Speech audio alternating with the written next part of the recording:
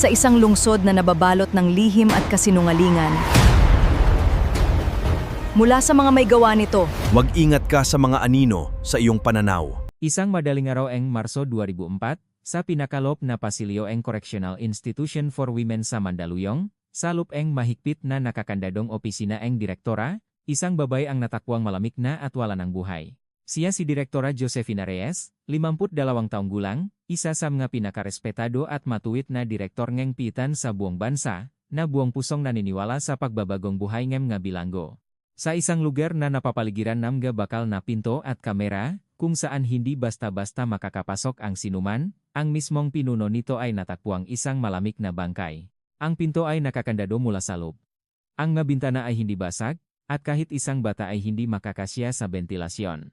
Walang kahit isang bakas ng sinumang pumasok mula sa labas.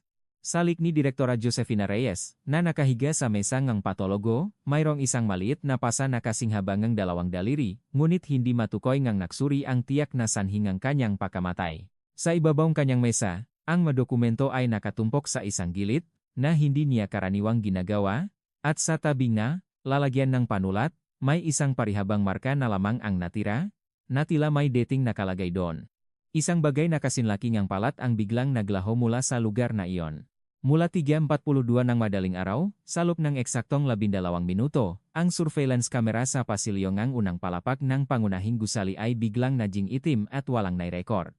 Nakataon pa na ang oras na iyon ay eksaktong tumutugma sa tinatayang oras ng pagkamatay ni Direktora Josefina. Ipinaliwanag ng tekniko na namamahala sa kagamitan na ito ay isang simpleng aberya lamang, ngunit ang kanyang nakamay, habang hawak ang isang basong papel, ay bahagyang nanginginig.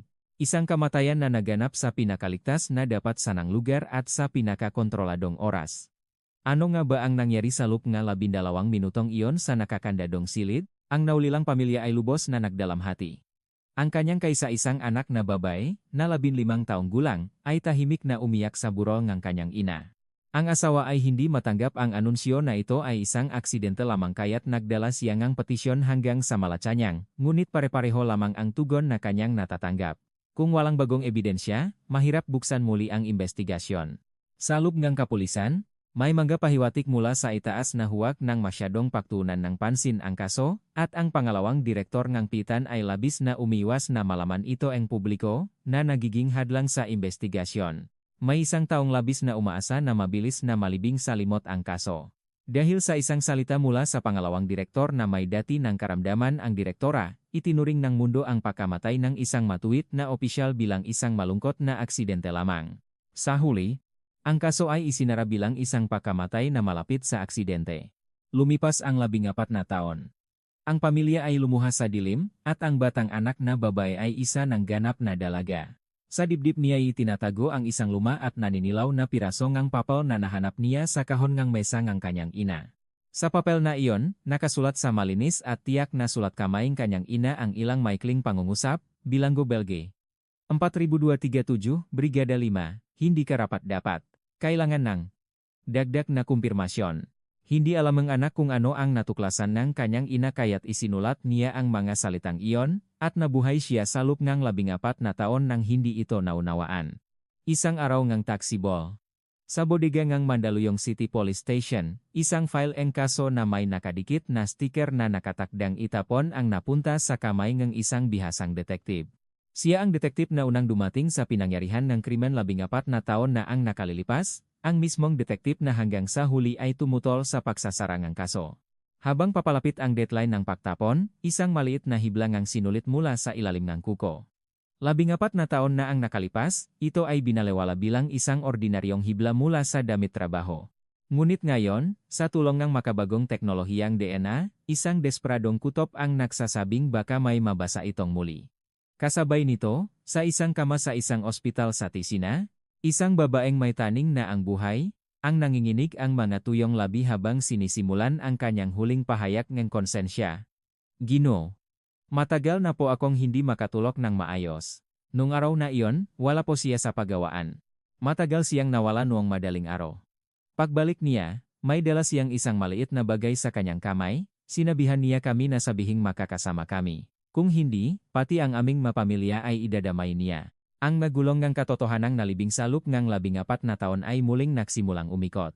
Ang bakanteng marka sa tabi nga lalayan ng panulat, ang nawawalang bagay na kasinlaki ngang palat, at ang 12 minuto noong 3,42 ngang madaling araw kung kailan patay ang kamera. Ano nga ba talaga ang nangyari salup ngang nakakandadong opisina ngang direktora noong madaling araw na iyon? Ano ang ipinapahiwatig ng maikling pangungusap na iniwan ng ina sa kanyang tala? At ang maliit na bagay na nakalatag sa mesa ng ina bago siya pumanaw, nasaan na kaya ito ngayon pagkatapos ang 14 na taon? Nagsimula ang kaso. Noong Marso 2004, sa Mandaluyong, ang dilim at lamig ng madaling araw ay nananatili papaksapit ng alas 5. Sa pinakalop na pasilyo ng Correctional Institution for Women, sa dulo nito kung saan matatakbuhan ang opisina ng direktora, isang gwardiya na katatapos lang ang kanyang night shift ang huminto. Ang pangalan niya ay Maria Ocampo, isang veterano na 15 taon nang naglilingkod sa pitan. Tumingin si Guardia Ocampo sa manipis na sinak ng ilaw na nagmumula sa siwang ngang mahigpit na saradong pinto ngang opisina at bahagyang napakunotno. Sa mga oras na ito, karaniwan ng si Direktora Josefina Reyes ang pinakamaagang dumarating sa trabaho. Ang sipak talaga, maaga na namang pumasok, naisip ni Guardia Ocampo, tulad ng dati, at marahan siyang kumatok sa pinto. Direktora, si Ocampo po. Mag-ulat lang po ako tungkol sa night shift. Ang kanyang boses ay umalingaw-ngaw sa tahimik na pasilyo. Ngunit walang anumang tugon mula sa loob. Muling kumatok si Guardia Ocampo, sa pagkakataong ito ay mas malakas. Katahimikan pa rin ang sumagot. Baka naman nakatulog habang nagbabasa ang dokumento? Naisip niya. Akmang alis na sana siya nang maramdamang tila ayaw humakbang ng kanyang ngapaa. Sa katahimikan ng madaling araw, ang hindi gumagalaw na ilaw ay kakaibang bumabagabag sa kanya. Nag-atubili sandali si Guardia Ocampo, pagkatapos ay kinuha ang kanyang ngasusi mula sa kanyang baywang. Bahagya itong nanginginig. Ang susi ay minsan pumalya sa kandado, ngunit sa pangalawang subok, umikot ito kasabay ngang isang mabigat na tunog. Sa sandaling dahan-dahang bumukas ang pinto, isang maikli at matinis na sigaw ang kumawala sa bibig ni Guardia Ocampo. Sa sahig sa tabi ngang mesa, sa ibabaw ng kulay abong karpet, nakahandusay si Direktora Josefina Reyes. Ang isang kamay niya ay nakaunat na tila may inaabot sa hangin, at ang kanyang maayos na nakapusot na buhok ay nagulo na. Nanginginig ang magabinti, nilapitan ni Guardia Ocampo si Direktora Reyes at inalok ang kanyang balikat. Direktora, gumising po kayo. Ngunit ang balikat na kanyang hinawakan ay malamig at naninigas na. Noon nagsimulang manginig nang hindi mapigilan ang makamay ni Guardia Ocampo. Hindi niya matandaan kung paano lumipas ang oras mula nang pindutin niya ang alarm, makradyo sa control room, at bumalik sa tabi ni Direktora Reyes. Makalipas ang 20 minuto, dumating ang nga investigador mula sa Mandaluyong City Police Station. Kasama sa kanila si Detective Marco de la Cruz, na wala pang 1 taon sa Homicide Division. Pagpasok pa lang sa pinangyarihan, maingat na inilipat ni Detective de la Cruz ang bawat hakbang. Ang malabong liwanag ng madaling araw ay sumisilip sa bintana, at sa ilalim ng ilaw ng fluorescent lamp, ang mukha ni Direktora Reyes ay tila payapang natutulog. Ang kapayapang iyon ang lalong nakdulot ng kilabot sa likod ni Detective de la Cruz. Habang sinusuri ng gaunang investigador ang paligid ng bangkay at kumukuha ng mga litrato, ibinaling ni Detective de la Cruz ang kanyang tingin sa mesa. Mayroong mali. Si Direktora Reyes ay kilala sa pagiging sobrang organisado sa kanyang mesa. Ngunit ang mga dokumento sa mesa ay tila minadaling isinantabi sa isang gilid. Sa tabi nga lalayan ng panulat, may isang bahagyang parihabang marka, na tila may isang bagay na nawala mula ron. Dahan-dahang inilapat ni Detective de la Cruz ang kanyang palat sa ibabaw ngang markang iyon. Ang laki nito ay halos kasinlaki ngang isang maliit na kwaderno. Sir, walang bakas ngang sa pilitang pagpasok, sabi ngang isang taga-forensics kay Detective de la Cruz. Ang pinto ay nakakandado mula sa loob, at ang bintana ay hindi basag. Ang ventilasyon ay hindi rin kasya sa isang tao. Tumango si Detective de la Cruz, ngunit ang kanyang tingin ay nanatili sa bakanteng espasyo sa mesa. Habang sinusuringang medisyo legal ang bangkay, napansin ni Detective de la Cruz ang isang maliit na pasasalik ni Direktora Reyes. Ito ay halos kasing habangang 2 daliri at napakalabo kaya't mahirap mapansin kung hindi tititigang mabuti. Ang mediko legal ay sandaling natahimik bago umiling. Walang masasabing panlabas na pinsala. Mahirap matukoy ang sanhi ng pagkamatay. Kailangan pa ngang mas masusing pagsusuri. Hindi nagustuhan ni Detective de la Cruz ang narinig. May namatay. Pero walang makapagsabi kung bakit. Paksikat nga araw, habang ang sinak ay tumatama sa bakuran ng piitan, sa opisina ng pangunahing gusali, si pangalawang Direktor Ramon Valdez ay sinalubong ang na-investigador na may seryosong muha. Si pangalawang Direktor Valdez ay pilit na ngumiti at nagsabi, "Mga Ginoo, sana ay huwag na nating palakihin ang isyong ito. Ang ating piitan ay isa sa mga modelo sa buong bansa. Kung may maling balitang makalabas, maapektuhan ang nga empleyado at maging ang nga bilanggo." Napansin ni Detective De La Cruz na nanginginig ang nga kamay ni Valdez habang hawak ang isang basong papel. Inilapag ni Valdez ang baso sa mesa upang itago ang panginginig at nagpatuloy. "Narinig ko na may dati ng karamdaman si Direktor Reyes. Mataas do ang presyon na gadugo niya. Nakakalungkot ang nangyari, pero marahil ay hindi na kailangang dalhin ang investigasyon sa isang mas komplikadong direksyon." Walang isinagot si Detective De La Cruz sa sinabing iyon. Ngunit may isang maliit na bagay na bumabagabag sa kanyang isipan. Sa oras na iyon, sa pasilyo ng Brigada 5 Grampiaitan, isinasagawa ang morning head count ng mabilanggo. Bawat pangalang tinatawag ng gwardiya ay sinasagot ng mga bilanggo. Sa gitna ng pila, isang babaeng bilanggo na maliit at payat ang nakatayo ng maayos. Ang pangalan niya ay Lorna Santos, bilanggo bilang 4237. Si Lorna ay tinuturing na isang modelong bilanggo at siya ang natasang maglinis ng opisina ng direktora. Kilala siya sa magwardiya bilang isang taong tahimik at masipag. Nang tawagin ang kanyang pangalan, sumagot si Lorna sa isang malinaw na boses, "Present po," isang maikli at malinaw na sagot. Wala ni isa sa mga kapwa niya bilanggo ang nagbigay pansin sa kanya.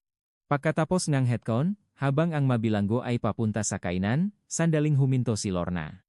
Tumingin siya sa sumisikat na araw sa labas ang bintanang pasilyo, at ang kanyang ekspresyon ay kalmado tulad ng dati. Dahan-dahang itinaas ni Lorna ang kanyang kamay at inayos ang laylayan ng kanyang damit. Bahagyang dumampi ang dulo ng kanyang daliri sa tahi ang damit. Pagkatapos, na parang walang nangyari, naglakad siya patungo sa kainan. Sa parehong oras, sa opisinang direktora, muling nakatayo si Detective De La Cruz sa harap ng bakanteng marka sa mesa.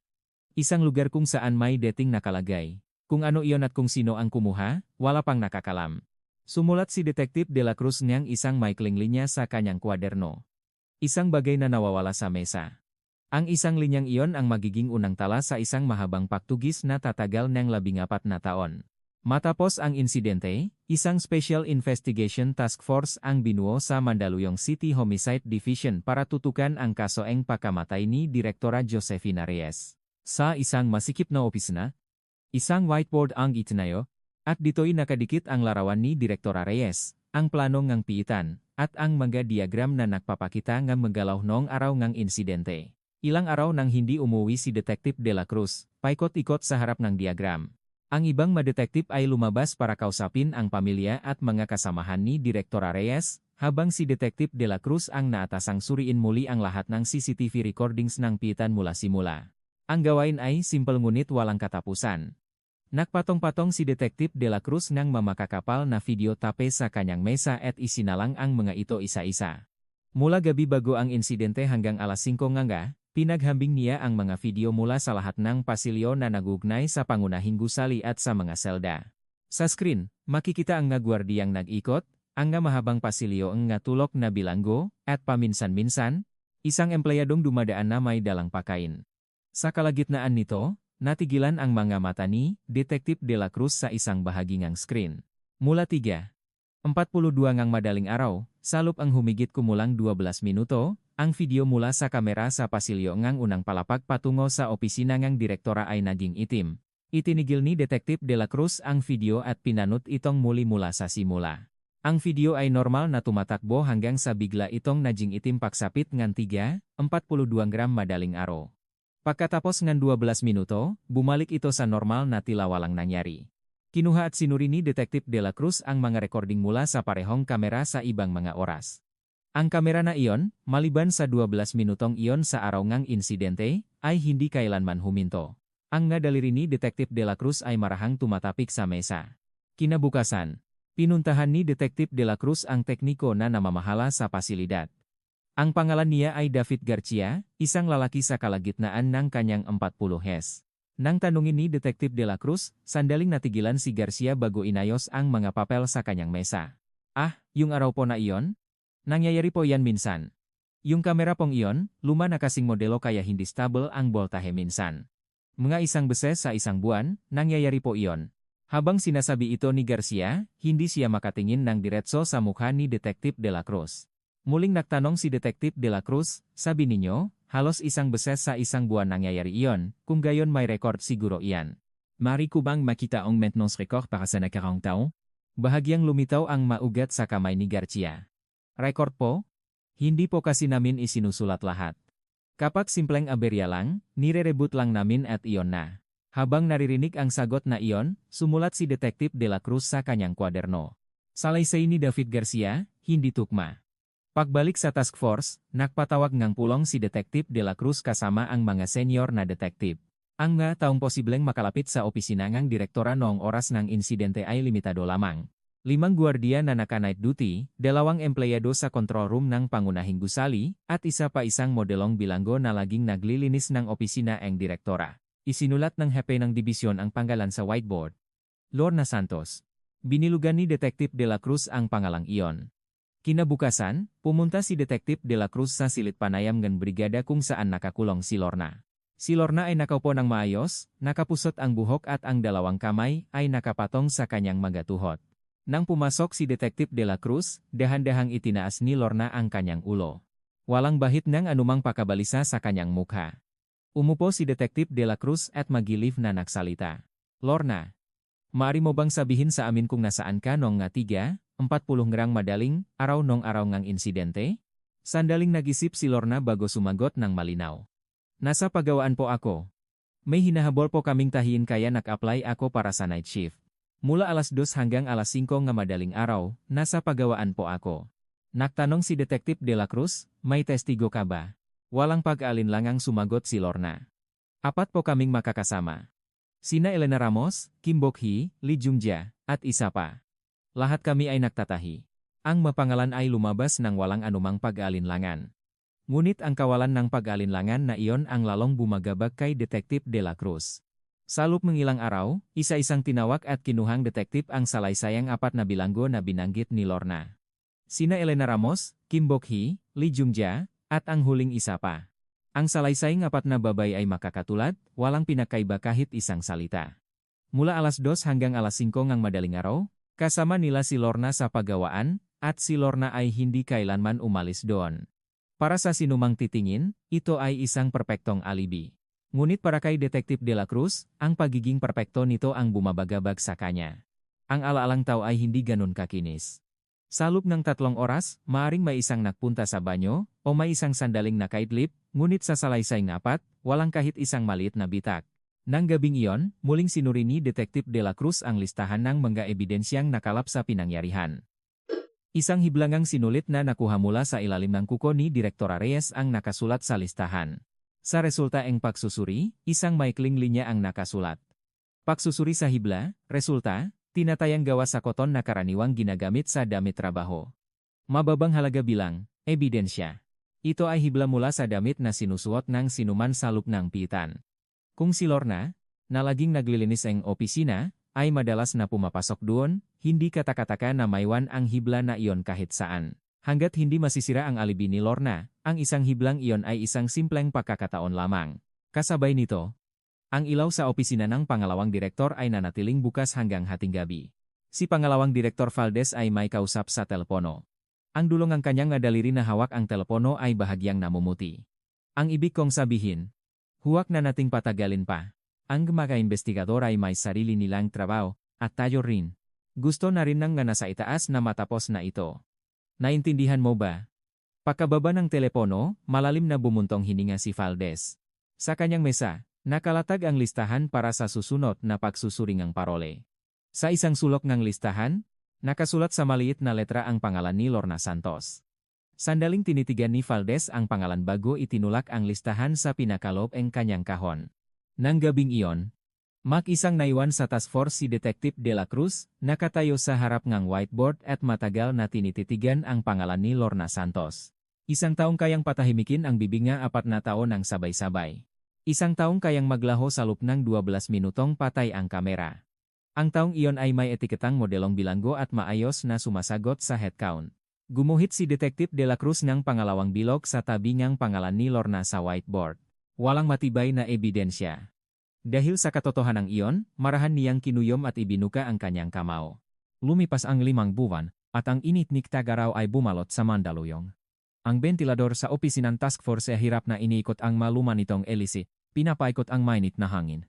Habang binabasa ni Detective De La Cruz ang mga dokumento sa kanyang mesa, bigla siyang natigilan. Nitong mga nakaraang araw, madalas siyang tawagin ng Hepeng Homicide Division. Sa tuwing nangyayari iyon, pilit nang guminggiti ang hepe at inulit ang parehong gasalita. Marco, laging nagtatanong ang nasa itaas. Pwede pa ba nating patagalin ito? Nang hapong iyon, tinawag ng hepe si Detective De La Cruz sa conference room.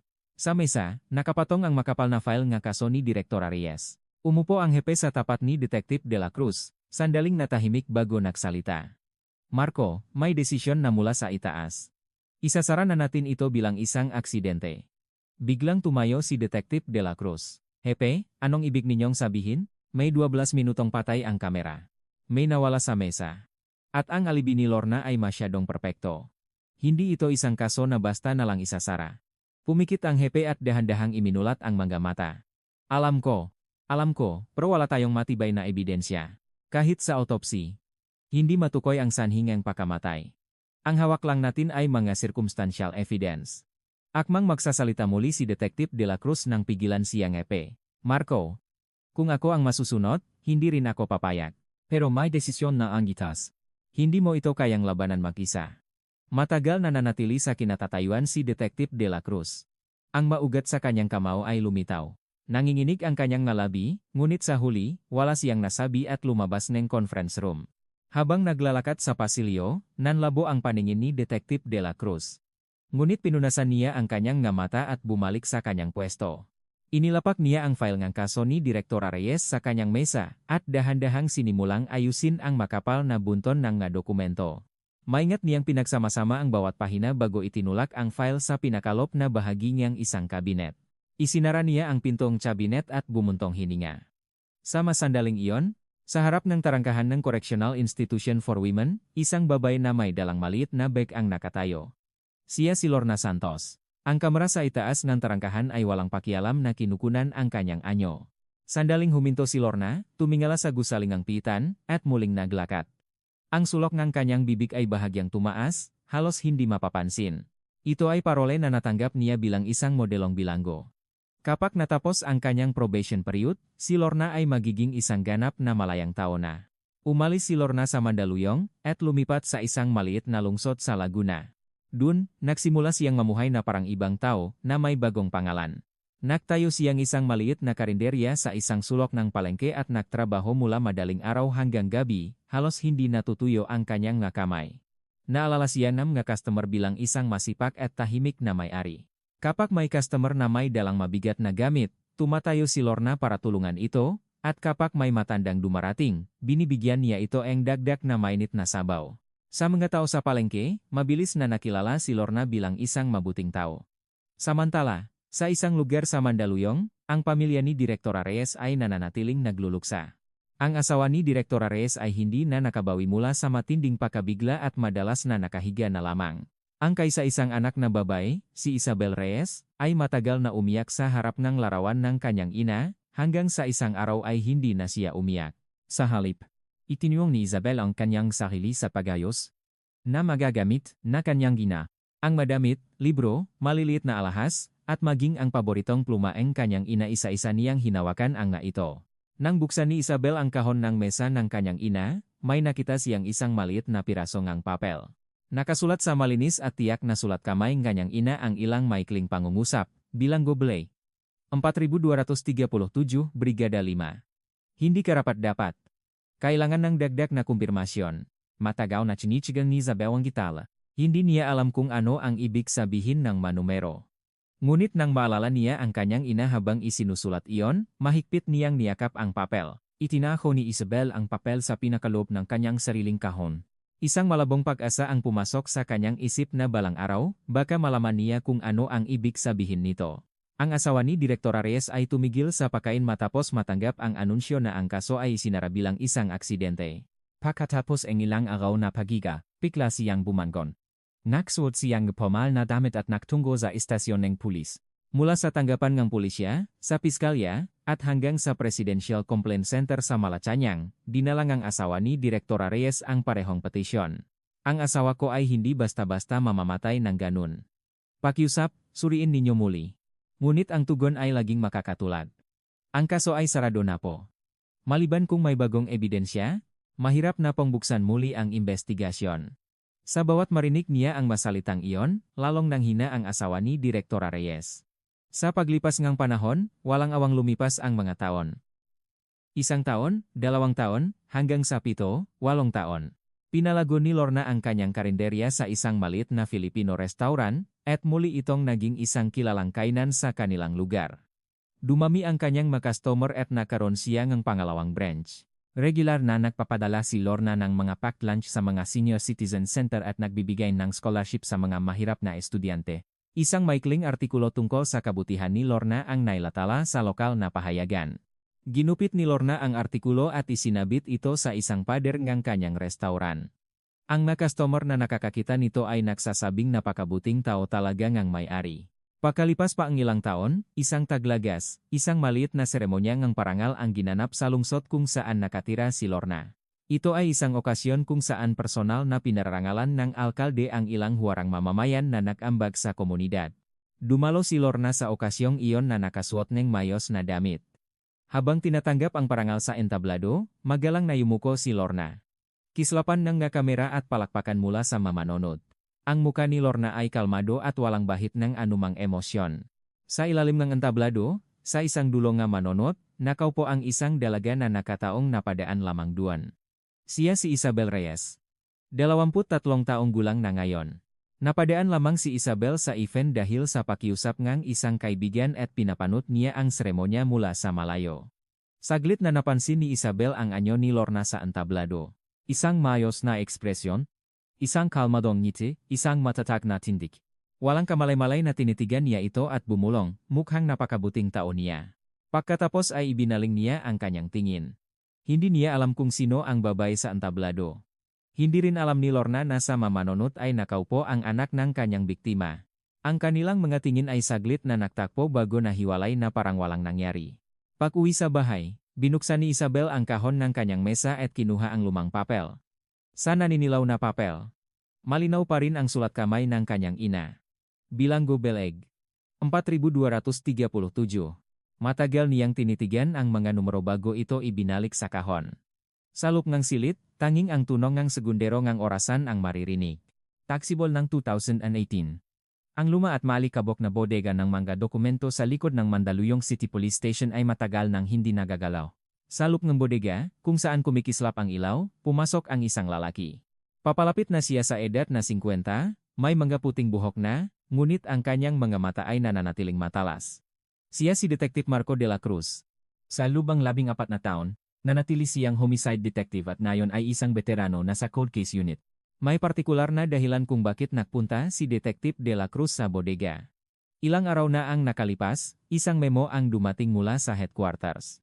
Ito ay maalituntunin tungkol sa pag-ayos ng maebidensya mula sa mga saradong kaso na lumipas na ang retention period. Kailangan nilang ihanda at isumit ang listahan ng maebidensyang itatapon sa loop ng kasalukuyang kwartar. Nang matanggap ni Detective de la Cruz ang memo, kinuha niya mula sa kanyang kahon ang isang lumang kwaderno. Sa unang pahinang kwaderno, nasira-sira na ang pabalat, naroon pa rin ang isang linyang isinulat niya 14 na taon na ang nakalilipas, isang bagay na nawawala sa mesa.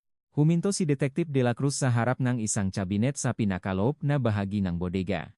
Gamit ang kanyang daliri, isa-isa niyang sinuri ang label sa bawat cabinet hanggang sa huminto ang kanyang kamay sa isa. 2004, kaso sa Correctional Institution for Women, Mandaluyong. Sandaling tinitigan ni Detective de la Cruz ang label bago buksan ang pinto ng cabinet. Sa loop, may isang makapal na file ng kaso at isang maliit na lalayan ng ebidensya. Sa ibabaw ng lalayan, may isang pulang sticker na nakasulat na nakatakdang itapon. Maingat na binuksan ni Detective de la Cruz ang lalagyan. Sa loop, may dalawang maliit na test tube, isang hiblangang sinulit sa isang plastic bag, at ang sample na kinuha mula sa kuko ni Direktora Reyes. Inilagay ni Detective de la Cruz ang mga test tube sa kanyang palat at matagal na tinitigan. Labing 4 na taon na ang nakalilipas, ang hiblang ito ay natukoy lamang bilang ordinaryong koton. Ngunit sa paglipas ng panahon, ang teknolohiya ngang DNA analysis ay umabot na sa ibang antas. Ang mamaliliit na bakas na hindi matukoy nun ay maari nang makita ngayon. Inilatag niya ang file sa mesa, at isa-isang binasa muli ang bawat pahina. Ang desisyon sa pagsasarangang kaso, ang resultang autopsy, ang tala tungkol sa 12 minutong patay ang kamera, at ang dalawang bilog sa tabingang pangalan ni Lorna Santos lahat ay naroon pa rin, tulad ng 14 na taon na ang nakalipas. Agad na nagsimulang gumawa ng request si Detective De La Cruz para sa muling pagsusuri sa PNP Crime Laboratory. Ang makamay ni Detective De La Cruz ay mabilis at desidido habang isinusulat ang request. Hindi na mahaba ang natitirang oras bago matapos ang retention period. Kung hindi lalabas ang resulta bago iyon, ang mga sampel ay tuluyan ng mawawala. Ilang araw pagkatapos, muling pinuntahan ni Detective De La Cruz ang mediko-legal na nagsagawa ng autopsy 14 na taon na ang nakalipas. Bagamat retirado na, ang kanyang detalyadong mga tala ay naitago. Dinala ni Detective De La Cruz ang matala at kumonsulta sa isang kasalukuyang forensic pathologist. Matagal na tinitigan ng pathologist ang matala at larawan bago dahan-dahang nagsalita. Kung ganito kaliit ang pressure, sa teknolohiya ngayon, mas malinaw nating makikita ang sanhingang pagkamatay. May mga bakas ng panlabas na pressure salig. Ang halos kawalan ng pinsala ay nangangahulugang ang pressure ay inilapat gamit ang isang makitit at pantay na bagay. Nagtanong si Detective De La Cruz. Ibig sabihin, posibleng sinakal siya. Tumango ang pathologist. Malaki ang posibilidad. At ginawa ito sa maikling panahon ng isang sanay na kamay. Nang marinig iyon ni Detective De La Cruz, marahan niyang hinawakan ang gilid ng mesa. Ang pagkamatay na isinara bilang aksidente salop nga 14 na taon ay ngayon ay muling binibigyan ng pangalang pagpatay. Sa mga sandaling iyon, sa isang cafe sa Mandaluyong, isang dalaga ang nakaharap sa kanyang laptop, sinusuri ang nga dokumento. Siya si Isabel Reyes, 32 taong gulang na ngayon. Mula nang pumanaw ang kanyang ina, hindi niya kailanman inalis sa kanyang isipan ang kaso nito. Habang nagtatrabaho, sa tuwing may libreng oras, hinahanap niya ang pangalan ng kanyang ina sa internet at sinasaliksik ang ngalumang artikulo sa pahayagan. Kamakailan, nalaman ni Isabel na maari siyang mag-apply para sa muling pagbubukas ang isang cold case, at nanginginig ang makamay, nagsulat siya ang petisyon at isinumait ito sa istasyon ng pulis. Ang taong tumanggap ng petisyon ay walang iba kundi si Detective Marco De La Cruz. Nang makita ni Detective De La Cruz ang pangalan sa petisyon, sandali siyang napahinto sa pahinga. Isabel Reyes. Ang batang babae na nakita niya, sa harap ngang larawan sa buro 14 na taon na ang nakalilipas ay ngayon ay nasa harap niya, humihiling na muling buksan ang kaso ng kanyang ina. Personal na kinontak ni Detective De La Cruz si Isabel at humiling ng isang pulong. Ilang araw pagkatapos, sa conference room ng istasyon ng pulis, nakaharap ang dalawa. Inihayak ni Detective De La Cruz na siya ang unang detective na dumating sa pinangyarihan. At idinagdag niya na sa loob ng 14 na taon, hindi niya kailanman kinalimutan ang kaso. Dahan-dahang namula ang mga mata ni Isabel. Kinuha ni Isabel mula sa kanyang bag ang isang luma, at naninilaw na papel at inilapak ito sa harap ni Detective De La Cruz. Detective, ito po ay isang tala na nakuha ko mula sa kahon ng mesa ni Mama. Nakasulat po, bilanggo Belge. 4237. At hindi karapat-dapat para sa parole, kailangan ng dagdag na kumpirmasyon. Nang makita ni Detective De La Cruz ang manumero, isang pangalan na isinulat niya sa whiteboard 14 na taon na ang nakalipas ang malinaw na pumasok sa kanyang isipan. Lorna Santos. Siya ang may-ari niyang bilang na iyon.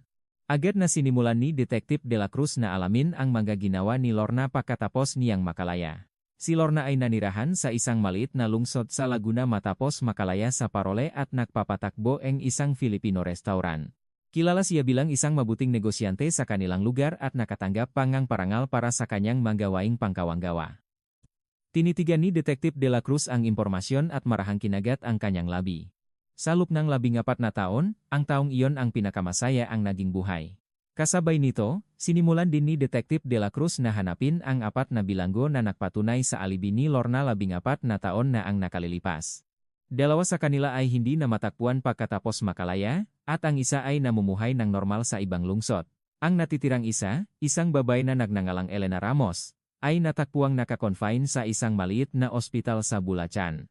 Si Elena ay may terminal cancer at may taning na ang buhay. Kasama si Isabel, pinuntahan ni Detective De La Cruz ang ospital na iyon. Ang sikat ng araw ay pumapasok sa bintana ng silid. Nakahiga sa kama si Elena, ang kanyang payat na katawan ay nakabalot sa kumot, at dahan-dahan niyang iminulat ang kanyang mamata. Nang magpakilala si Detective De La Cruz at magtanong tungkol sa kaso sa Correctional Institution for Women 14 na taon na ang nakalipas, kitang-kita ang gulat sa mga mata ni Elena. Matagal na nanahimik si Elena bago nagsalita na nanginginig ang matuyong labi. Detective, matagal na po akong hindi makatulog ng maayos. Ang matuyong kamay ni Elena ay dahan-dahang kumapit sa kumot. Si Ate Lorna po, wala siya sa paggawaan noong gabing iyon. Matagal siyang nawala at pagbalik niya, may dala siyang isang maliit na bagay sa kamay. Sinabihan niya kami na anuman ang mangyari, sabihin naming makakasama kami. Kung hindi, huminto si Elena at huminga ng malalim. Maingat na hinintay ni Detective De La Cruz ang susunod niyang sasabihin. Muling nausalita si Elena. Kung hindi, kahit paglabas namin, hindi niya kami titigilan. Alam daw niya kung nasaan ang aming magkapamilya. Kaya lahat kami ay nakasundo sa aming sasabihin. Detective, patawad po. Patawarin ninyo po ako. Isang butil ang tuyong luha ang dumaloy mula sa mamata ni Elena. Nang hapong iyon, tumunok ang cellphone ni Detective De La Cruz. Isang tawag mula sa PNP Crime Laboratory. Ang resulta na muling paususuri ay positibo. Isang DNA mula sa ibang tao, ang natakpuan sa hibla, ngeng sinulit mula sa ilalim, ngeng kuko ni Direktora Reyes. Habang hawak ang telepono, dahan-dahang tumayo si Detective De La Cruz. Sa ilalim ng papalubok na sikat ng araw, sa unang pagkakataon sa loob ng 14 na taon, isang bahagyang ngiti ang sumilay sa kanyang malabi. Lumipas ang isang buwan mula nang muling buksan ang investigasyon. Ang cold case unit na pinamumunuan ni Detective Marco De La Cruz ay unti-unting pinalit ang kanilang investigasyon, nakasentro sa pangalan ni Lorna Santos. Ang resulta ng DNA analysis mula sa PNP Crime Laboratory ay nakalatak na sa mesa ni Detective De La Cruz.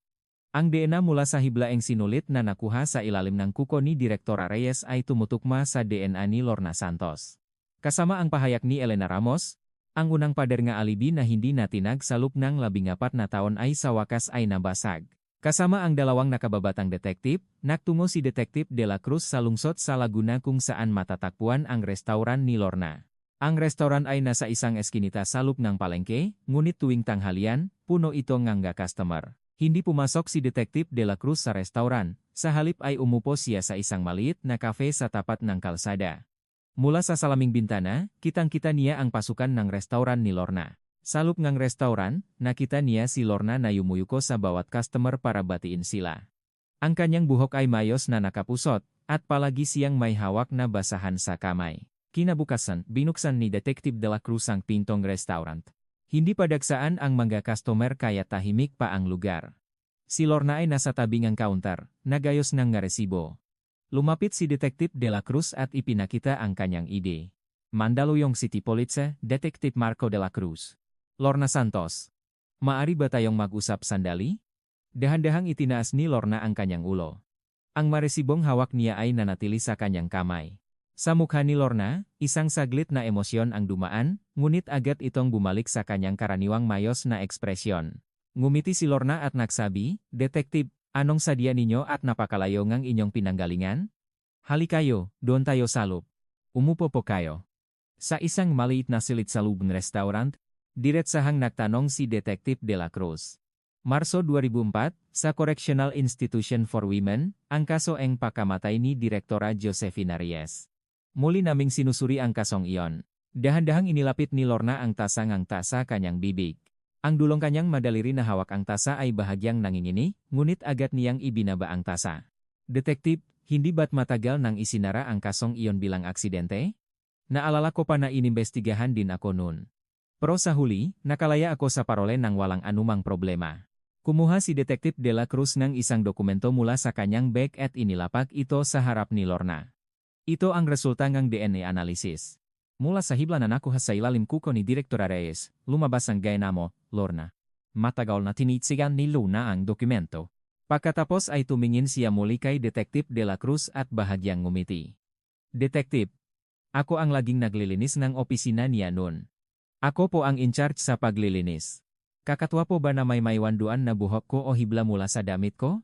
Kapag naglilinis, napapahawak ako sa mesa, sa sandalan ng upuan. Ang boses ni Lorna ay kalmado at walang pag-alinlangan. Natanto ni Detektip de la Cruz na ang kahinahunan na iyon ang pinakamatibay na panangga na nagpoprotekta kay Lorna. Ang DNA lamang ay hindi sapat para pabagsakin ang taong ito. Ilang araw pa katapos, bumuo si Lorna ng isang legal team. 3 kilalang abogado sa kanilang lugar ang sumama sa kanyang depensa. Agad na naglabas ng pahayag ang legal team. Dahil sa kanyang tungkulin bilang tagalinis, ang pagpasok sa opisina direktora ay pangkaraniwan, at ang simpleng kontak DNA ay hindi sapat para patunayan ang pagpatay. Bukod pa rito, iginiit nila na ang salaysay ni Elena Ramos ay isang magulong alaala lamang ng isang pasyenteng may taning na ang buhay at hindi dapat kilalanin bilang legal na ebidensya. Isang maikling artikulo ang lumabas sa lokal na pahayagan na nagsasabing isang matagumpay na negosyante ang nadadawit sa isang cold case mula 14 na taon na ang nakalilipas. Sa harap ng restauran ni Lorna, nagsimulang magdikit ang customer ng papel na may mensahe ngang suporta. Pinanut ni Detektip de la Cruz ang lahat ng ito at muling sinuri ang direksyon ng investigasyon. Hindi sapat ang DNA. Ang salaysay ni Elena Ramos ay nangangailangan din ng karagdagang ebidensya. Muling bumalik si Detektip de la Cruz sa nakalipas na 14 na taon. Ang 12 minutong patay ang kamera. Kung hindi malulutas ang misteryo ang 12 minutong iyon, lahat ay maaring gumuho muli. Sinimulan ni Detektip de la Cruz na alamin ang kinaroroonan ni David Garcia, ang tekniko mula 14 na taon na ang nakalilipas. Umalis si Garcia sa pitan ilang sandali matapos ang insidente at nagtrabaho sa iba't ibang security company sa iba't ibang lungsod. Natakpuan na siya ay kasalukuyang naninirahan mag-isa sa isang liblib na bayan sa Batangas. Personal na pinuntahan ni Detektip de la Cruz ang tirahan ni Garcia. Sa bakuran ng isang lumang bahay, nag-aalis ng damo si Garcia. Sa sandaling magpakilala si Detektip de la Cruz, nahulog ang hawak na pandukal ni Garcia. Sandaling natigilan si Garcia bago dahan-dahang inanyayahan si Detektip de la Cruz sa loob. Habang makaharap silang nakaupo, pinagpapawisan ng malamig si Garcia. Mahinahong nagsalita si Detektip de la Cruz. Mr. Garcia, noong 2004, 12 minuto pong patay ang kamera. Alam naman po ninyo na hindi iyon simpleng aberya lang, hindi po ba? Inilagay ni Garcia ang kanyang dalawang kamay sa kanyang tuhod at matagal na nanahimik. Ang kanyang madaliri ay nanginginig. Ilang sandali pa, nagsalita si Garcia sa isang tuyong boses. Detektip, ginawa ko lang po ang iniutos sa akin. Wala na po akong ibang alam. Tinitigan ni Detektip de la Cruz si Garcia at nagtanong. Sino ang nagutos sa iyo? Muling nanahimik si Garcia. Ang pawis sa kanyang noo ay tumulo sa kanyang ilong. Kinuha ni Detektip de la Cruz mula sa kanyang bag ang mga rekord ng nakaraang transaksyon sa bangko ni Garcia. Matapos ang insidente, may ilang maliliit na deposito na hindi matukoy ang pinanggalingan sa bank account ni Garcia. At sa nakalipas na ilang taon, ang parehong pattern ng deposito ay patuloy na nangyari. Inilatak ni Detektip de la Cruz ang mga dokumento sa harap ni Garcia. Saan galing ang perang ito? Namutla ang mukha ni Garcia. Nanginginig ang kanyang malabi, ngunit hindi siya nagsalita. Hindi na siya pinilit pa ni Detektip de la Cruz at tumayo. Iniabot niya ang kanyang calling card kay Garcia at nagsabi, Mr. Garcia, kailangan ng lakas ng loob para magsalita. Pero mas kailangan ng mas malaking lakas na loob para mabuhay sa katahimikan. Kung magbago ang isip ninyo, tawagan ninyo ako anumang oras. Nang gabing umalis si Detektip de la Cruz, isang hindi kilalang numero ang tumawag sa bahay ni Garcia. Sinagot ni Garcia ang telepono, ngunit matagal na walang nagsasalita sa kabilang linya. Tanging ang tunog ng pahinga ang maririnig. Nagsimulang manginig ang kamay ni Garcia habang hawak ang telepono. At sa wakas, isang maikli at mababang boses ang narinig mula sa kabilang linya. Mr. Garcia, mas mabuti para sa ating lahat na manatiling nakalibing ang nga nakaraang bagay. Naintindihan mo ba? Pagkatapos ng mga salitang iyon, biglang naputol ang tawag. Kinabukasan, nang muling puntahan ni Detektip de la Cruz ang bahay ni Garcia, walang tao sa bakuran. Ang pinto ay hindi nakakandado at bahagyang nakabukas. Sa loob, naroon pa rin ang calling card na iniwan ni Detektip de la Cruz kahapon, hindi makita si Garcia. Tumayo si Detektip de la Cruz sa gitna ng bakuran at sandaling tumingala sa langit. Ang katotohanang tila abot kamay na ay muling lumayo. Lumipas ang 3 araw mula nang maglaho si David Garcia. Mula sa bahay ni Garcia sa Batangas, pinalawak ni Detektip de la Cruz ang paghahanap sa lahat ng posibleng puntahan nito. Ang magating katrabaho ni Garcia, mga malayong kamag-anak, at maging ang napaboritong inuman nito ay tahimik na pinuntahang ng mga detektip, ngunit walang nakakita kay Garcia. Muling sinuwi ni Detective de la Cruz ang call records ni Garcia. Ang huling tawag na natanggap niya ay mula sa isang pampublikong telepono sa isang liblib na lugar. Ang pampublikong teleponong iyon ay nasa tabi ngang isang maliit na rest stop sa labas ngang lungsod kung saan nakatira si Lorna. Sinuri ni Detective De La Cruz ang oras ng paggamit ng telepono at nakuha ang CCTV footage mula sa rest stop. Sa video, isang lalaki na malalim ang pakakasombrero ang nakatayo sa harap ng pampublikong telepono. Hindi makita ang kanyang mukha, ngunit ang kanyang pananamit at paglalakad pagkatapos sumakay sa kotse ay kahawig ng isang empleyado na paminsan-minsan ay nakikita sa restoran ni Lorna. Lumabas ang ebidensya na hindi si Lorna mismo ang kumilos, kundi nagpadala siyang tao. Muling sinimulan ni Detective De La Cruz at kanyang makasamahan ang paghahanap kay Garcia. Ang cellphone ni Garcia ay patay, ngunit ang huling signal nito ay natrace malapit sa isang liblib na motel sa Bulacan. Isa-isang pinuntahan ni Detective De La Cruz ang motel at inn sa lugar na iyon. Sa ikapat na araw, sa isang lumang motel sa paanan ng isang bundok, nakahanap si Detective De La Cruz ng isang bakas. Sa logbook ng motel, may isang pekeng pangalan na nakasulat ng hindi maayos, at ang oras ng pag-check-in ay eksaktong tumutugma sa paglaho ni Garcia. Tumayo si Detective De La Cruz at ang kanyang nakasamahan sa harap ng isang silid sa motel. Kumatok sila, at may narinig silang mahinang ingay mula sa loob, ngunit hindi bumukas ang pinto. Mahinahong nagsalita si Detective De La Cruz sa kabilang panig ng pinto. Mr. Garcia, si Detective De La Cruz po ito. Buksan ninyo po ang pinto. Matapos ang mahabang katahimikan, narinig ang tunog na kapagbukas na kandado. Bahagyang bumukas ang pinto, at lumitaw ang mukha ni Garcia. Sa loob lamang ng ilang araw, halos hindi na makilala ang mukha ni Garcia. Malalim ang itim na bilog sa ilalim ng kanyang mata. Madilim ang silit. Makapal ang kurtina, at sa isang sulok, may isang maliit na bag na nakatapon. Umupo si Garcia sa dulo ng kama at pinagsalikop ang kanyang makamay sa kanyang tuhod. Tahimik na umupo si Detective De La Cruz sa tapat niya. Matagal na hindi nagsalita si Detective De La Cruz. Hindi siya nagtanong o nag-akusa, hinintay lamang niya si Garcia na magsalita. Unti-unting nagsimulang manginig ang mangga balikat ni Garcia. Dahan-dahang nagsalita si Detective De La Cruz. Mr. Garcia, pinadalhan ka nilang tao para pagbantaan, hindi ba? Yung taong tumawag sa iyo mula sa pampublikong telepono sa rest stop. Nakita na namin ang lahat. Malakas na nanginig ang balikat ni Garcia. Nagpatuloy si Detective De La Cruz. Mr. Garcia, isipin ninyong mabuti kung sino ang magpoprotekta sa inyo ngayon. Yung taong nagpapadala sa inyong ang parasalup ang 14 na taon? O yung taong nagpadala ng tao para patahimikin kayo? Sa tingin ninyo, poprotektahan ka ba niya hanggang sa huli? Nagsimulang manginig ang makamay ni Garcia sa kanyang tuhod. Ilang sandali pa, isang tunok na parang daing ang lumabas sa kanyang bibig. Detective, alam ko po. Nasa huli, hindi niya ako titigilan. Alam ko po iyon, pero natatakot ako nun, dahil sa pamilya ko. Isang malaking butil ng luha ang tumulo mula sa mata ni Garcia. Tahimik na pinanot ni Detective De La Cruz ang luhang iyon. Mahinahong nagsalita si Detective De La Cruz. Mr. Garcia and Juan na po ang bahala sa pamilya ninyo. Maari namin silang ilipat sa isang ligtas na lugar. Isang beses niyo lang po kailangang sabihin ang totoo.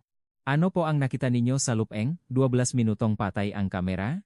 Iyon lang po ang sabihin ninyo. Matagal na nanahimik si Garcia bago dahan-dahang itinaas ang kanyang ulo. May magabakas pa rin ng luha sa kanyang mamata, ngunit ang nanginginig niyang balikat ay tumigil na. Sa isang tuyong boses, nagsalita si Garcia. Noong madaling araw na iyon, mga 3:40, pinakiusapan na ako ni Lorna. Patayin ko daw ang kamera sa unang palapak ng pangunahing gusali sa loob ng 12 minuto. Hindi yon ang unang beses. May hawak na siyang kahinaan ko. May ginawa akong maliit na katiwalian nun sa pitan, at nalaman niya. Wala akong nagawa. Tahimik na nakinig si Detective De La Cruz. Huminga sandali si Garcia bago magpatuloy. Pagkatapos kong patayin ang kamera, nagtago ako sa tabingang emergency exit sa dulongang pasilyo ng unang palapag. At doon ko siya nakita. Nakita ko si Lorna na nakasuot ng damit panlinis na papunta sa opisina ng direktora. Karaniwan, sa umaga siya naglilinis, kaya't kakaiba na pumunta siya doon ng madaling araw. Pero wala akong sinabi. Pumasok si Lorna sa opisina ng direktora bandang 3:43 ng madaling araw. At lumabas siya pagkatapos ng 10 minuto. Paglabas niya, may hawak siyang isang maliit na kawadano. Isang kawadano na may kulay kape na pabalat at kasiniking palat. Ang mga kamay ni Detective De La Cruz ay nanigas sa kanyang tuhod. 14 na taon na ang nakalilipas, ang bakanteng marka na nakita niya sa mesa ni Direktora Reyes. Ang parihabang espasyo. Ang laki ni kwadarnong sinabi ni Garcia ay eksaktong tumutugma sa markang iyon. Nagtanong si Detective De La Cruz kay Garcia, yung kwaderno, nakita mo ba kung anong ginawa niya pagkatapos? Sandaling nag-isip si Garcia bago umiling. Hindi ko po nakita. Pero pagkatapos nun, sa tuwing nagpapadala siya sa akin ng maikli siyang nagsasabi. Yung nakita mo noong araw na iyon, manahimik ka habang buhay. Isipin mo ang pamilya mo. Detective, akala ko po ay simpleng pananakot lang iyon. Nalaman ko lang na talagang pumatay siyang tao matagal na pagkatapos. Agad na tinawag ni Detective De La Cruz ang isang kasamahan para opisyal na i-record ang salaysay at gumawang sinumpaang salaysay. Nanginginig ang kamay ni Garcia habang isinusulat ang kanyang pangalan sa huling sinumpaang salaysay. Habang isinusulat niya ang kanyang pangalan, muling tumulo ang luha sa kanyang kamay. Marahang inilagay ni Detective De La Cruz ang kanyang kamay sa balikat ni Garcia. Kasabay nito, isa pang alas ang inilabas ng legal team ni Lorna. Dumating ang balita na pumanaw na si Elena Ramos, na nakakonfine sa ospital. Bagamat na-record na ang salaysay ni Elena, dahil sa kanyang pagkamatay, nagsimulang maghanda ang legal team na kuwestiyonin ang bigat nito. Iginiit ng legal team na ang salaysay ni Elena ay isang magulong alaala ng isang pasyenteng may taning na ang buhay at hindi na mapapatunayan dahil hindi na siya makakaharap sa korte. Bukod pa rito, paulit-ulit nilang idiniin na ang DNA mula sa hiblangang sinulit ay maaring kontaminado na dahil sa 14 na taon ng pag-imbak. Mahinahong sinalo ni Detective De La Cruz ang lahat ng alas na inilalabas ni Lorna habang inihahanda ang kanyang huling alas. Ang salaysay ni Garcia ay eksaktong tumukma sa bakanteng marka na personal na nakita ni Detective De La Cruz 14 na taon na ang nakalipas. Ang DNA ay nagpapatunay na si Lorna ay nasa pinangyarihan. Ang testimonya ni Garcia ay nagpapatunay na si Lorna ay mag-isang pumasok at lumabas sa opisina ng direktora. Ang salaysay ni Elena ay nagpapatunay na wala si Lorna sa paggawaan sa oras na iyon. Ang natitira na lamang ay hanapin ang nawawalang kwaderno. Inilapak ni Detective De La Cruz ang sinumpaang salaysay ni Garcia sa kanyang mesa at malalim na huminga.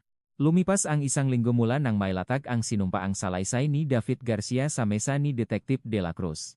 Sa panahong iyon, sinundan ni Detective De La Cruz at ng kanyang nakasamahan ang ngayapak ni Lorna pabalik sa nakaraan upang hanapin ang nawawalang kulay kapeng kwaderno. Ang pansamantalang tirahan ni Lorna matapos makalaya, ang 2 bahay na nilipatan niya, at maging ang unang pwesto ang kanyang karinderya lahat ay sinuri ng walang pinalampas. Alam ni Detective De La Cruz, mula sa kanyang 14 na taong karanasan, kung saan itatago ang isang tao ang pinakamahalaga nitong pag-ari. Ito ay laging malapit sa kanyang ngunit nakatago sa paningin ng iba. Nag-apply si Detective De La Cruz para sa isang search warrant para sa pangunahing branch ng restaurant ni Lorna. Kinabukasan, nang ma-issue ang warrant, pinasok ng detective ang restaurant.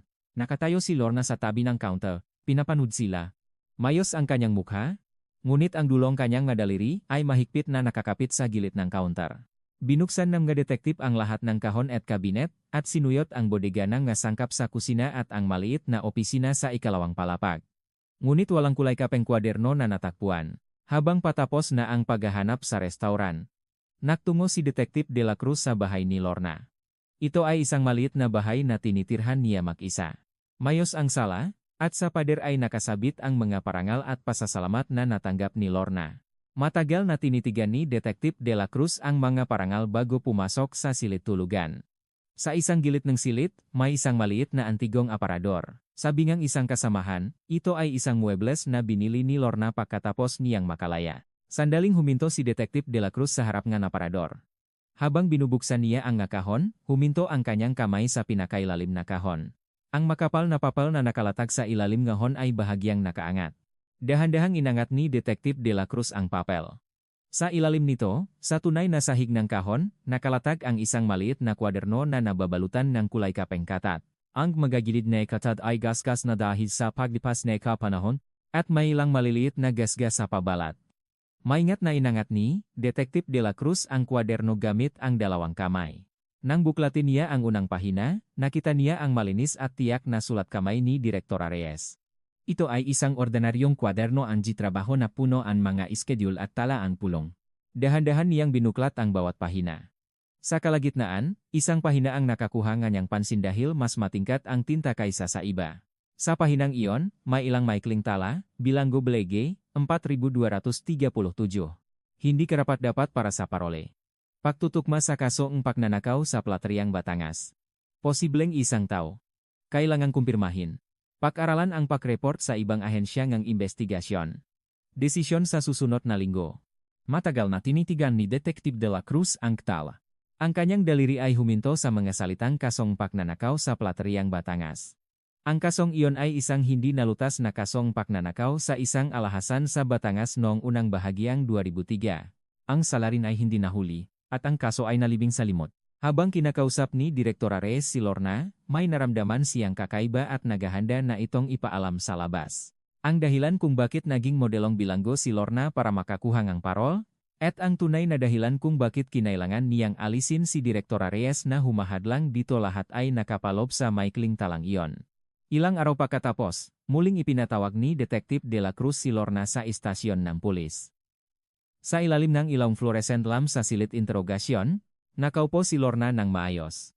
Ang kanyang buhok ay nakapusot tulad ng dati, at ang kanyang nga kamay ay nakapatong sa kanyang tuhod. Umupo si Detective de la Cruz sa tapat niya, at inilapak ang unang dokumento. Ito ang resulta ng DNA analysis mula sa PNP Crime Laboratory. Mula sa ilalim ng kuko ni Direktora Reyes, lumabas ang DNA mo, Lorna. Bahagyang ngumiti si Lorna at nagsalita. Ako po ang tagalinis. Hindi po kakatwa na may maywanduan na bakas ko. Inilapak ni Detective de la Cruz ang pangalawang dokumento. Ito ang transcript ng huling salaysay ni Elena Ramos. Sinasabi dito na wala ka sa paggawaan noong madaling araw na iyon. At pinatahimik mo ang ibang mabilanggo para sa iyong alibi. Bahagyang nawala ang ngiti ni Lorna. Si Elena po ay may taning na ang buhay. Paano ninyo paniniwalaan ang sinabingang isang taong hindi na malinaw ang pag-isip? Inilapak ni Detective de la Cruz ang pangatlong dokumento. Ito ang sinumpaang salaysay ni David Garcia. Sinasabi dito na pinatay niya ang kamera at personal kang nakita sa pasilyo eng unang palapak, nakasuot eng damit panlinis, pumasok sa opisina eng direktora, at lumabas pagkatapos ang 10 minuto na may hawak na kulay kapeng kwaderno. Nagsimulang manginig ang ngadaliri ni Lorna sa kanyang tuhod. Si Mr. Garcia po ay tumanggap ng paramula sa akin. Gumagawa lang po siyang kwento na pinagbantaan siya. Sa halip na isang dokumento, dahan-dahang inilapak ni Detective de la Cruz ang isang kulay kapeng kwaderno sa isang plastic bag sa harap ni Lorna. Natigilan ang mamata ni Lorna sa kwaderno.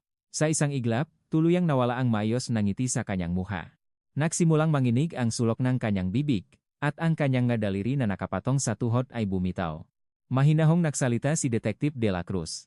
Lorna, nakuha namin ito mula sa pinakailalim na kahon ng aparador sa iyong silid tulugan. Salop ngang 14 na taon, maingat mo itong itinago. Matagaw na chinichiga ni Lorna ang gikwaderno. Pagkatapos, dahan-dahan niyang itinaas ang kanyang kamay at hinawakan ang kanyang noo. Sa sandaling dumampi ang kanyang palat sa kanyang noo, malakas na nanginig ang likod ni Lorna. Binuklat ni Detective de la Cruz ang isang pahinang ng kwaderno at ipinakita kay Lorna. Ang kaso ngang pagnanakaw sa Plateriang ng Batangas. Ito ang huling isinulat ni Direktora Reyes. Alam mo na naghahanda siyang i-report ito sa ibang ahensya, hindi ba? Isang tunok na parang daing ang lumabas sa bibig ni Lorna. Matapos ang mahabang katahimikan, dahan-dahan niyang itinaas ang kanyang ulo. Wala na ang pagiging maayos at kahinahunan sa kanyang nga mata. Sa isang basak na boses, nagsalita si Lorna. Ipapadala niya sana ang kwadernong iyon sa labas. Kung nangyari iyon, tapos na ako. Hindi lang ang parole ko ang mawawala, kundi malalaman din ang tungkol sa kaso sa Batangas, at habang buhay akong mananatili sa loob. Sinubukan ko siyang pakiusapan. Isang beses lang na magbulak-bulagan siya, pero ayaw niya. Sabi niya, ang kasalanan ay dapat pagbayaran. Dahan-dahang gumuho ang mga balikat ni Lorna. Tinakpan niya ang kanyang mukha gamit ang dalawang kamay. Isang mahinang buntong hininga ang lumabas sa pagitan ng kanyang nga daliri.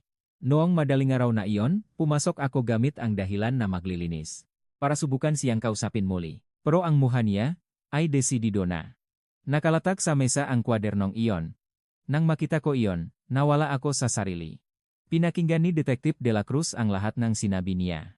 Sa loob NG silid interogasyon, nanjinjinig ang ilaw NG fluorescent lamp, habang nire-record ang pagamin ni Lorna, matagal na tinitigan ni Detective de la Cruz ang kulay kapeng kwaderno sa mesa. Ang bagay na nawala mula sa mesa 14 na taon na ang nakalilipas ay sa wakas ay bumalik sa kanyang tamang lugar pagkatapos ng 14 na taon.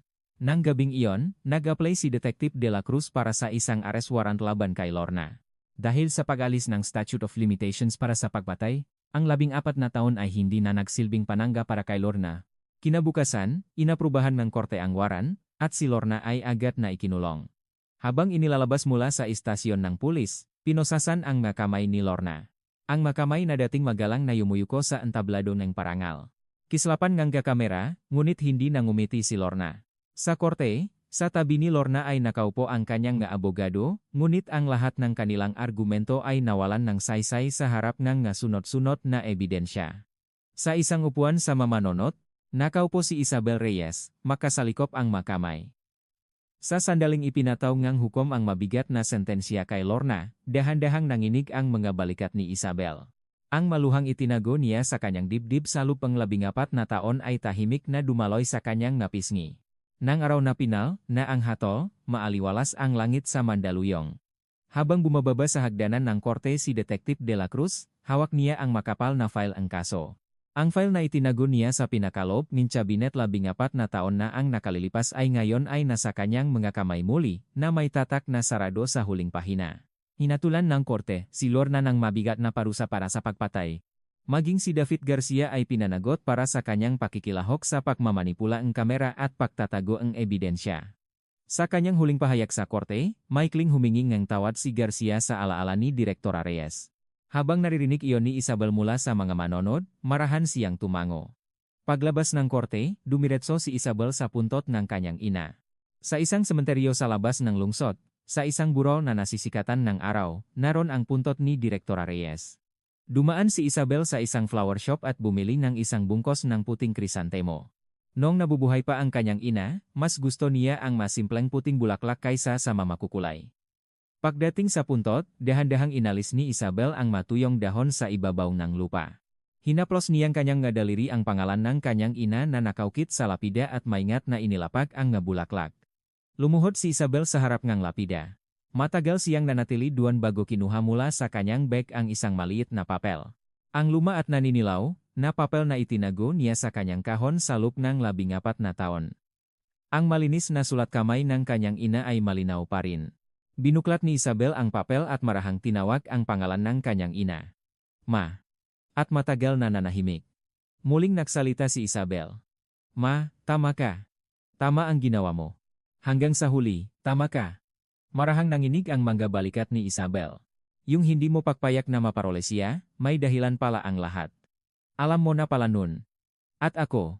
Nabuhay ako sa loob ng 14 na taon nang hindi iyon nalalaman. Isang butil ngang luha ang tumulo mula sa mata ni Isabel at pumatak sa papel. Isang maliit na mansa ang kumalat sa papel. Marahan niyang hinaplos ang mansa. Ma, magpahinga ka na. Tapos na ang lahat. Pagkasabi nito, dahan-dahang tumayo si Isabel. Isang hihip ngang hangin ang dumaan sa puntot. Marahang gumalaw ang natalulot ng krisantemo. Malalim na yumuko si Isabel sa harap ng lapida. Naramdaman niya na parang isang mabigat na bato na matagal nang dumadagan sa kanyang dibdib ay sa wakas ay naalis na. Nang hapong iyon, nakaupo si Detective De La Cruz sa kanyang mesa sa Mandaluyong City Police Station. Nakalatag, sa mesa ang file ng kaso ni Direktor Reyes. Isa-isa niyang binuklat ang bawat pahina, mula simula hanggang wakas. Ang unang tala na isinulat niya 14 na taon na ang nakalilipas, ang pangalan ni Lorna na kinopya niya mula sa whiteboard, ang pagsusuri sa 12 minutong patay ang kamera, at ang huling tala tungkol sa nawawalang kulay kapeng kwaderno lahat ay makakasama na parang isang libro. Isinara ni Detective De La Cruz ang huling pahina at marahang hinaplos ang pabalat. Pagkatapos, tumayo siya at nagtungo sa bodega ng mga dokumento. Sa pinakalop na bahagyang cabinet, bakante ang lugar kung saan niya personal na inilagay ang file 14 na taon na ang nakalilipas. Dahan-dahan niyang ibinalik doon ang file na may tatak na sarado. Ang kanyang pakilos habang isinasara ang pinto ng kabinet ay hindi naiba sa 14 na taon na ang nakalipas. Ngunit sa halip na buntong hininga, isang maikling katahimikan ang pumuno sa lugar. Lumabas si Detective De La Cruz sa bodega at dahan-dahang bumalik sa kanyang opisina. Ang kanyang makasamahan ay nagpupulong, nakalatag ang nga dokumento ng ibang kaso. Bumalik si Detective De La Cruz sa kanyang pwesto, umupo, at nagsabingang isang maikling salita. Simulan na natin ang susunod. Tumango ang kanyang nakasamahan. At ganun na nga, tahimik na bumalik sa kanyang trabaho si Detective De La Cruz. Samantala, sa pader ngang City Hall kung saan nakatanggap ngang parangal si Lorna, tahimik na inalis ang listahan ng mapinarangalan na may pangalan niya. Naklabas ng maikling paumanhin ang alkalde, at ang dalawang restaurant ni Lorna ay parahong naksara. Ang mapapal na may mensahe ang gisuporta sa harapang kanyang restaurant ay nabasa ang ulan at natanggal. Ang nga taong dumadaan sa eskinitang ng palengke, na dating naalala si Lorna bilang isang masipag at tahimik na mayari, ay hindi na binabanggit ang kanyang pangalan. Ang kastilyo ang pakukunwari na itinayo ni Lorna sa loob ng 14 na taon ay naglaho ng walang bakas. Nagiwan si Isabel ang isang maliit na bungkos ang bulaklak sa puntot ni Elena Ramos. Ang isang linyang pahayag ng konsensya na binitiwan ni Elena bago siya pumanaw ang unang apoy na muling nakpaikot sa magulong ngang katotohanang natutulok sa loob ng 14 na taon. Bagamat hindi na nakaharap sa korte si Elena, ang mga salitang iyon na halos hindi na niya masabi ay hindi naglaho at malinaw na nakatala sa isang pahinang rekord ng kaso. Maging si David Garcia ay tinanggap ang bigat ng kanyang kasalanan at nagsimulangang bagong buhay sa kapayapaan na matatamo lamang nga nagbabangang pasanin ng kanilang konsensya. Isang kaso na muntik ng malibing sa limot dahil nangyari ito sa pinakakontroladong lugar at sa likod ng pinakamatibay na pakukunwari. Ngunit sa huli, inihayag ngang kasong ito ang katotohanan sa harap ngang isang maliit na hibla ngang sinulit, isang bakanteng marka sa mesa, at ang determinasyon ng isang detektip na hindi ito kinalimutan sa loob ngang 14 na taon. Ito ay muling nagpatunay na gaano man katagal ang lumipas, gaano man ito takpan ngang kapangyarihan at yaman, ang magabakas ngang kasalanan ay hindi kailanman mabubura. Walang perpektong krimen. Ang katotohanan, gaano man kabagal ang paglakat nito, ay laging hahanapin ang kanyang daan. Minsan, kailangan ng mahabang panahon tulad ng 14 na taon. Minsan, kailangan ng pagsasama ng pahayag ng konsensya ng isang tao at ng determinasyon ng isa pa para mabuksan ang daan. Ngunit ang daan ay laging nabubuksan.